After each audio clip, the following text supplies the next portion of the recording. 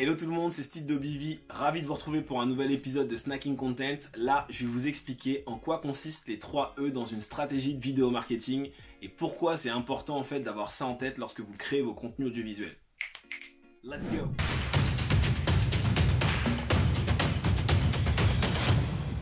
Le premier E, c'est le E de educate, donc former ou informer. L'idée, c'est vraiment de donner des informations en fait à votre audience, un peu comme ce que je suis en train de faire, en lien avec votre métier, pour un peu montrer justement l'expertise que vous avez et pour que les personnes qui vous suivent aient vraiment confiance petit à petit par rapport aux informations que vous allez pouvoir leur donner. Je vous donne un exemple très concret. Moi, par exemple, je voulais faire une recette de béchamel. Je suis tout simplement allé sur YouTube, j'ai tapé recette de béchamel. Et je suis tombé sur quelqu'un qui en 2 minutes m'a appris à faire une béchamel. Et bah du coup, ce que j'ai fait, c'est que je me suis inscrit à sa chaîne puisqu'il m'a aussi appris à faire des gaufres.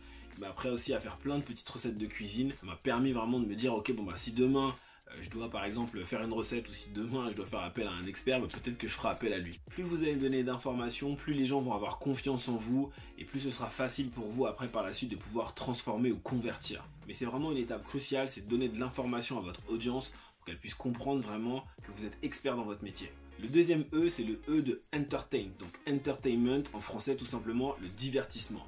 On a tous besoin en fin de semaine d'un moment de divertissement, mais les vidéos qui sont divertissantes, c'est celles qui marchent le mieux.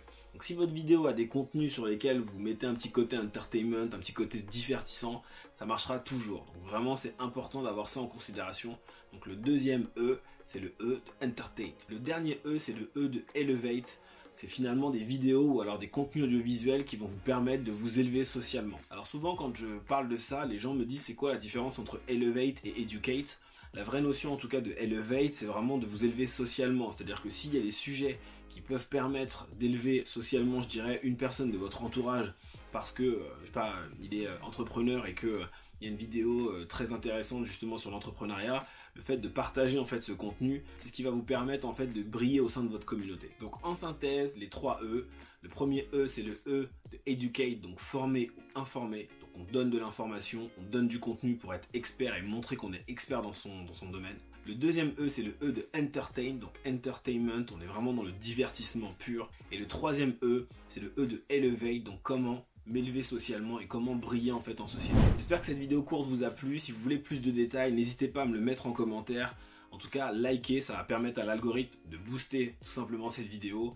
Et si vous avez des personnes dans votre entourage qui se lancent, qui ont un business et qui ne savent pas par quoi commencer, n'hésitez pas vraiment à leur faire partager ces vidéos puisque l'idée pour moi, c'est vraiment de donner un maximum de contenu et c'est de vous aider justement à pouvoir vous engager, notamment sur la partie snacking content. Je vous retrouve très vite pour une nouvelle vidéo. Je vous dis bonne semaine. Salut!